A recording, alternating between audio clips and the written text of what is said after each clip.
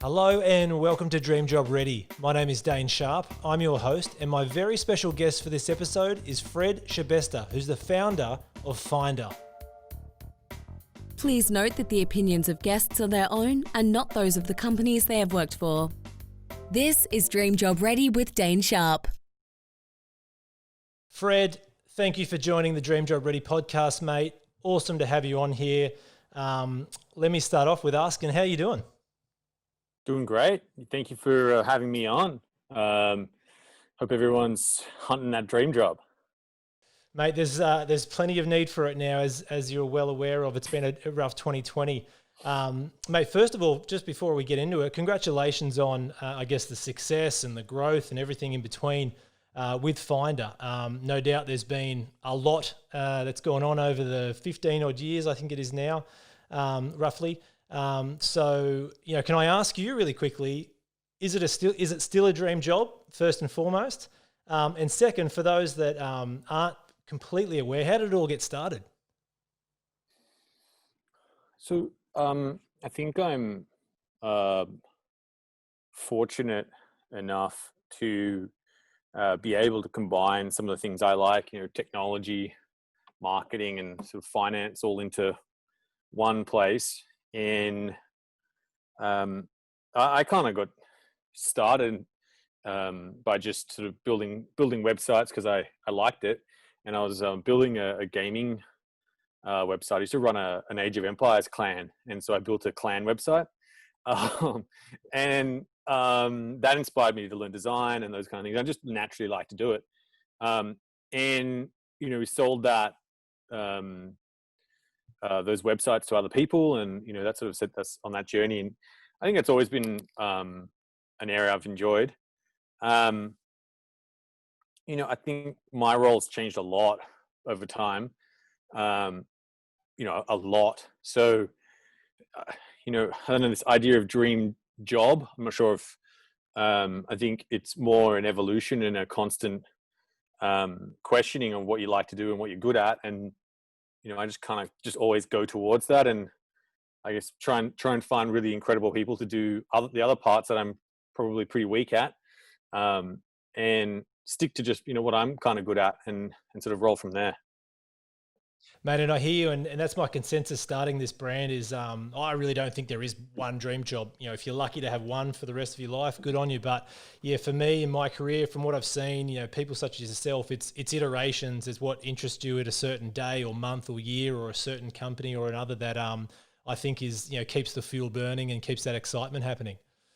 Mate, there's two things I'd love to chat with you about in this episode, and also happy for you to drive the narrative as well. So please guide me as you will.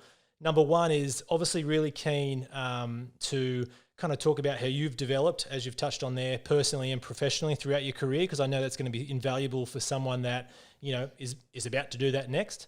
And then secondly, what advice you have for the listener that is chasing their dream job, and I'm going to drill you on this specifically at Finder as well. I think it's really interesting. I'd love to start with number two if we can. Probably go a little bit less chronological. I'd love to know from you what advice straight up you've got, because I know and I've seen on your LinkedIn for Finder, and I'll read the quote: "We are always on the lookout for great people, so please check our career pages." I'd love to know straight off the bat what makes people great and successful at Finder. So I think there are a couple of sort of attitudes and behavior. I think when it comes down to it, skills you can kind of learn, and there's lots of internet guides and tutorials and books out there. And that's really a commitment to self-development and growth. And that's just kind of par for the course.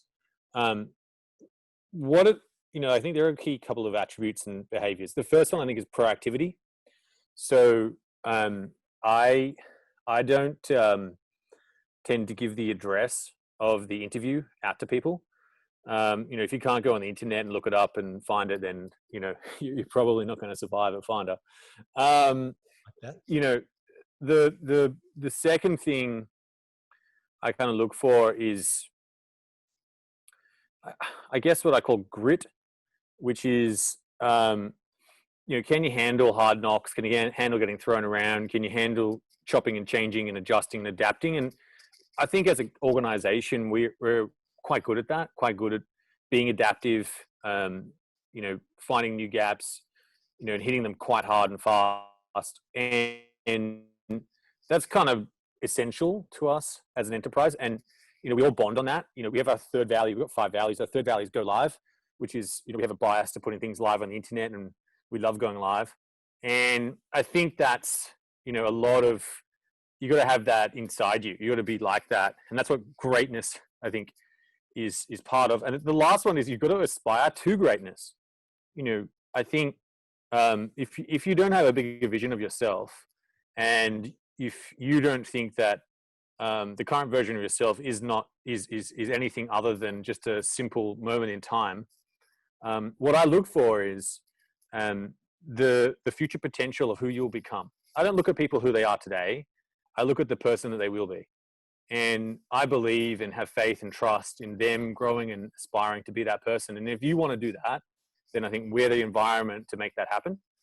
And, I think a lot of people, that's a big question, right? That's a big ask. And there are a lot of companies where you can join and you can do your thing, and you can, stay there for a long period of time and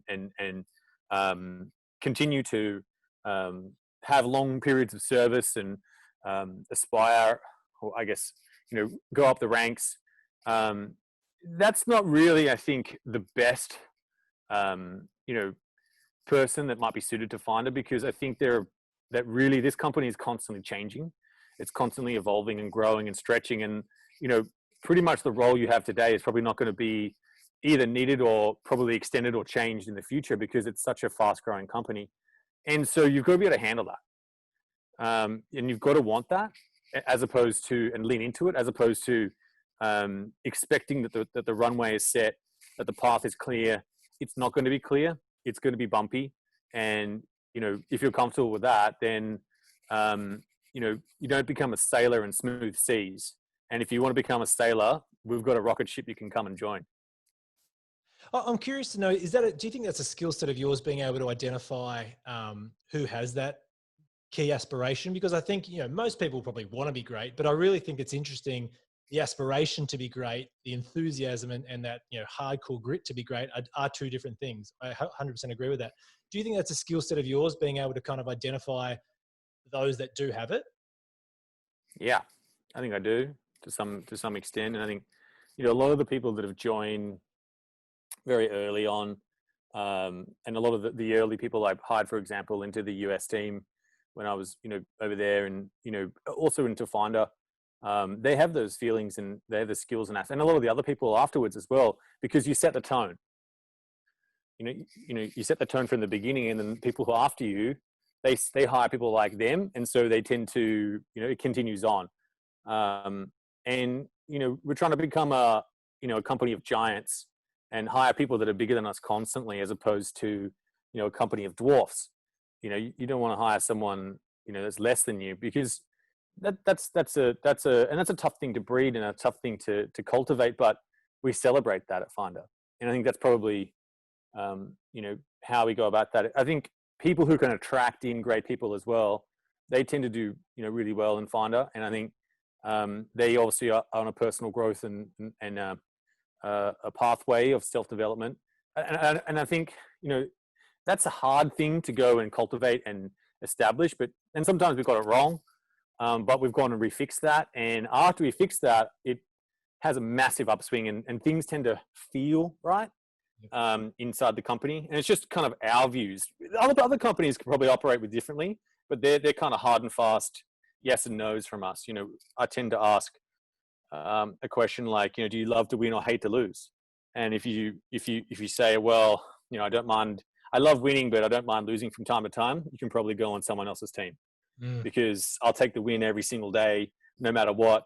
And that's just how we are. And we don't sort of, apologize, or, some people don't like that. And we have some fairly strong language, and if you're not up for it, that's cool, but if you are, and you want to hang around people like that, that's the kind of people we attract.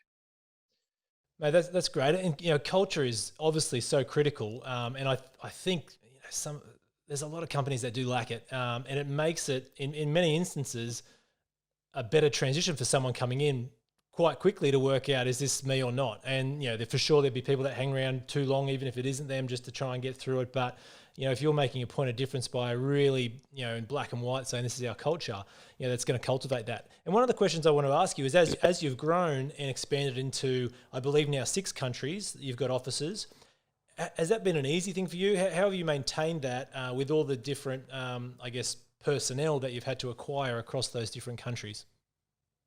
Yeah, it's not been easy, and it took. We probably got it wrong a few times, and then we fixed it. I think it comes back to having some pretty strong shared and understood behaviors and values, and hiring the right people that uphold that and make value-based decisions. That sounds kind of cliche to some extent, but it actually starts from there. I realize, and I think some companies, they have values that hang on the wall and no one knows them. But I think at Finder, like, we talk about them every day. They're woven into the company. They're in our lexicon. And once you see that and experience that, you're like, oh, I know what that is. I know what's valued in the company, and that's why we use that language continuously. And I think that's a challenging sometimes thing to get across in some cultures, because I think, so I'll give you an example. So in the Philippines, we found one of our values is being straight up, and a lot of people will just agree with you, and you'll ask straight out to their face, what don't you agree with this, and they don't want to do that. That's not what they're taught in their culture. They're taught to respect their leaders and not directly confront, and that's taken a while to sort of find a happy balance between. I think you take, say, the UK and the US. The US is extraordinarily direct, very to your face, and if you then talk back directly and say the opposite, they'll actually respect that even more and be comfortable with that. Whereas in the UK, you're kind of a little bit more passive and polite, and you can kind of say stuff very, I guess, indirectly, but it can be very strong. And that sort of tends to work a little bit better. And I think that's just being culturally sensitive to the evolution of what those values mean. In our Poland office, they've taken a lot to the go live attitude and the celebration, and they've made videos about it, and it's they some have taken differently to different values, and they mean a lot to them. I was just there in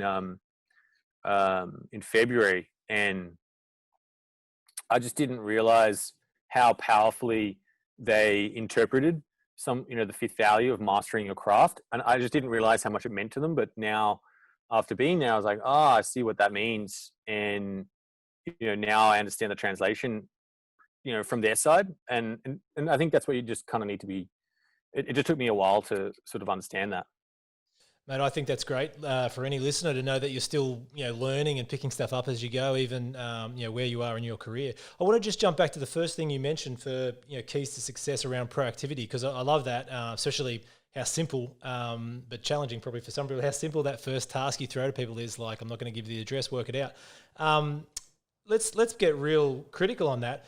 If I'm sitting here as a listener going, I would love to work for Finder, I'm eating up everything I'm hearing right now of what I've seen and, using the product and the platform, I love it. Where should I be proactive at the moment? Where's the opportunities that are sitting for, a potential employee that are, outside the normal job descriptions or job titles that we've seen in the past with your business? I think, any role Finder, you can make what you want of it, right? And I think it's about being proactive. I think the more creative and alternative you can be in getting people's attention and standing out from the crowd, and that's the kind of people we want, because we want you to do that for us. So we make it hard. On purpose. It's hard to get a job at Finder, and you're going to go through a lot of interviews, and you're going to meet a lot of people, and you're going to get asked a lot of tough questions. It just is what it is. But people remember that if you can do something alternative, if you can stand up, if you can you know, I guess be remarkable. Yeah. That tends to go a long way. Can I ask, in the year that we've had so far coming out of this, what is remarkable to you for someone? Is it the ability to come to you and go, I've got I haven't worked for you, but I've got a pretty good understanding of your business, and here's 3 ideas I'm going to throw at you. Is it that kind of remarkable, even if they're off the mark? Is it the proactivity you're looking for, or is it more just, I'll soak in everything you're going to throw at me and I'll address it as best as I can on the fly and be adaptable that way, or a bit of everything? I think you're right. That ability, all the finders on the internet. Yeah. It's all there. Yeah. There's lots of podcasts that you can listen to that I've done. There's lots of literature on the internet if you Google it. And I think if you can see the problems we're experiencing and what we're trying to address and what we're trying to do, it's all there, then interpret that and figure out if you were the owner of this company, what would you do? How would you solve some of the problems you could imagine we would be experiencing? And that initiative and proactivity they're the people that I want to speak to. Those people. Yeah. I've got a lot of time for those people. And I think in any role, being it's okay to be a great writer or a great public relations person or a great salesperson. That's nice. And I think that's sort of step one. But what I'm looking for, and what we look for in Finder, is, can you be great at selling Finder? Mm-hmm. Can you be great at writing for Finder? Not another company. Master the art of Finder itself. And I think that is the skill that's tough, right? That you can interpret yourself. Like, I'll give you an example, right? I don't want to meet the someone who's written articles or press releases for Microsoft, for the Xbox, because you don't really have to write a press release for an Xbox. You could just put the product on the shelf and people will write about it. It's not like that. You don't write press. You don't have to go and hunt down press. I want to meet someone who's gotten press for the sandwich shop down the road and got the Wall Street Journal to cover it. Like, I want to meet that press person. Who are they? Who's the person who every week writes, like 5 articles for the industry, industry magazine or website that covers milking machines and makes it interesting and relevant? Like, wow, that's a hard job. I want to meet that person. And so it doesn't necessarily, like, I think a lot of people, worry about which companies and names they come from, but I think to me, that's sort of a great thing, but it can be, but it also can be, it can teach you bad habits where you just assume that people will write about you, that people will take notice, that people will care, when most of the time the world, the darkest place in the world is right next to the spotlight. And I want to find, and what's remarkable to me are people who can get that spotlight to shine on them. That's really cool, man. And I think there's, for me, that's one where I'm going in my mind with that is, the opportunity for someone to come in, certainly from a challenger brand or that underdog mentality. Do you consider yourself as an underdog and a challenger to other businesses? Like, is that part of that? Yeah,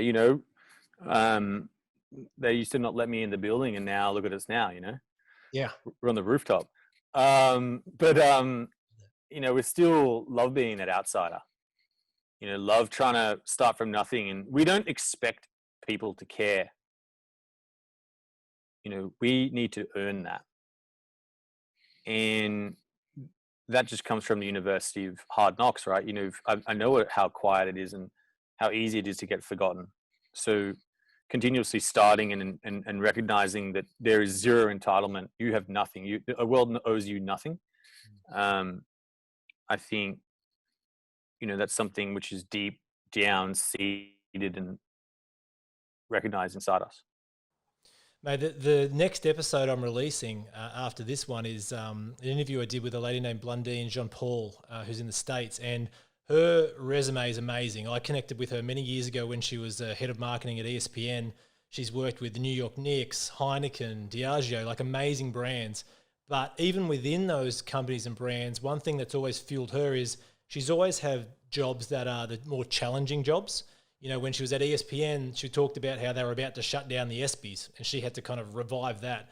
When she was at Diageo, they put her on the, quote unquote, worst brands and she kind of had to revive them. And now she's actually started her own agency. And one thing she talked about was loving the concept of, hey, I need to fight for this and I need to learn from doing a great job, not just take it for granted that everyone's going to write about me and the product I'm repping, to your point.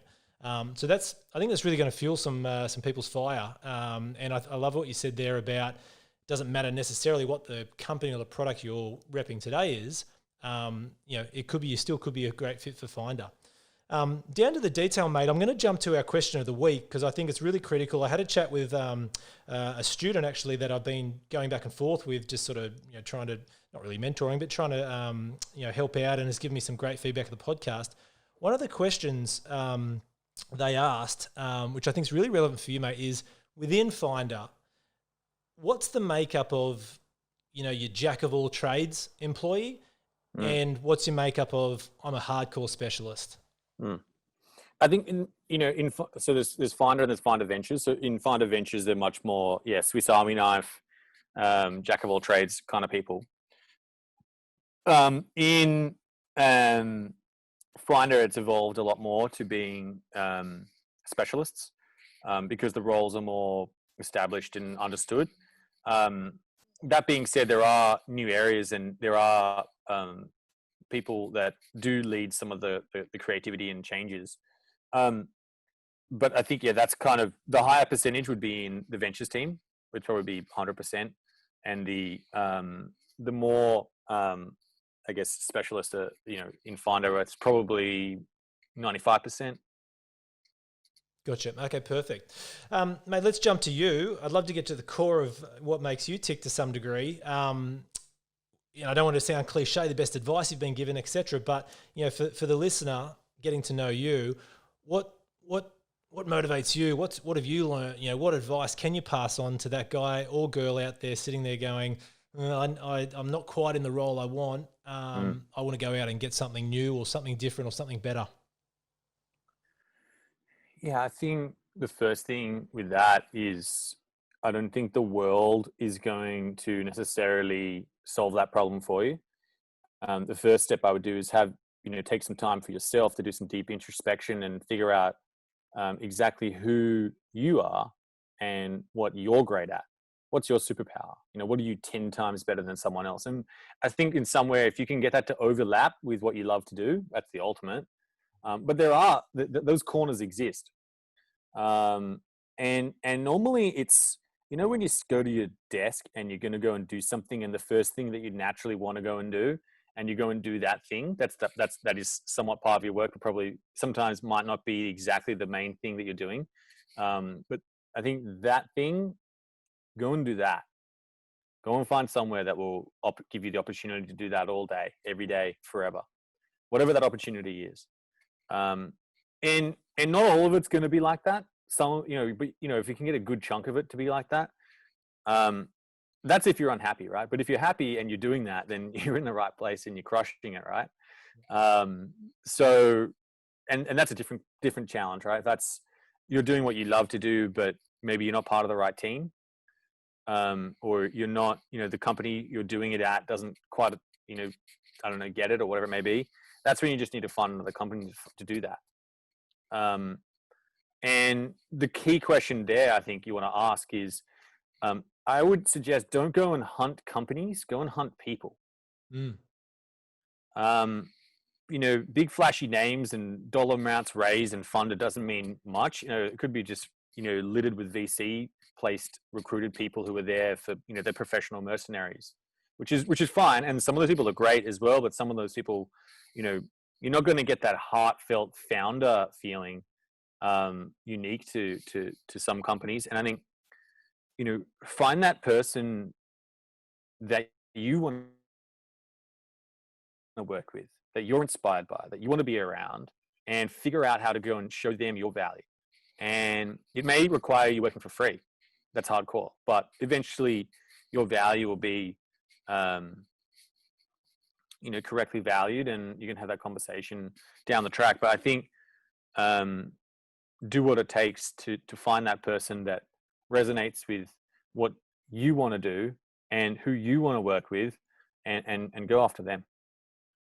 Mate, as a I guess, a boss of a big company that hires a lot of people and a lot of talented people, I'm sure, how do you approach, I guess those people that are doing a great job for you, but also have that entrepreneurial streak where, they potentially need to or should or want to go out and start their own thing? Do you promote that? Do you promote it if they ask you? Like, how do you approach that? I think it's fine. I encourage it. Yep. Go on that journey, and that's great. I think that you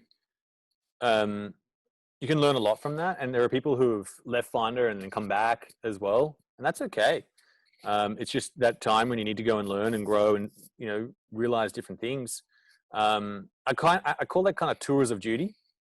Yeah. And sometimes they work and sometimes they don't, which is fine. But when you come back to Finder, you come back with some different perspectives, and you think more like a founder. You know how hard it is, and you kind of understand and fill in the gaps of why people are making certain decisions, which is fascinating, right? So yeah, go for it. Awesome. I love that.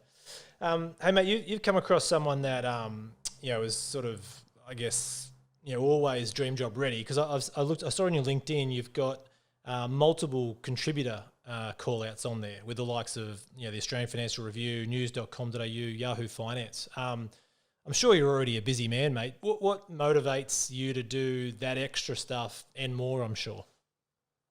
I think I try and give back as best I can and share the knowledge I've learned. And, I think in some small way that way I write about it. I don't know if I'm the best writer. I just try and get the ideas that I think are important out there, and, and share back the knowledge that I've learned. And maybe hopefully that helps other people, and it starts to create, a bigger and stronger economy in Australia, which is great, and fuels some of those startups. And yeah, I don't know. I think that's maybe the way in which I try and give back. And can I ask what you're ready for next in your journey? Or what do you need to be ready for next? I think the only thing I am always prepared for and constantly looking for is change. I'm looking for the new opportunity. And, I'm very open and prepared to go for that and commit to that. So I've learned to just be comfortable with, what I'm doing today may not be what I'm doing tomorrow. And,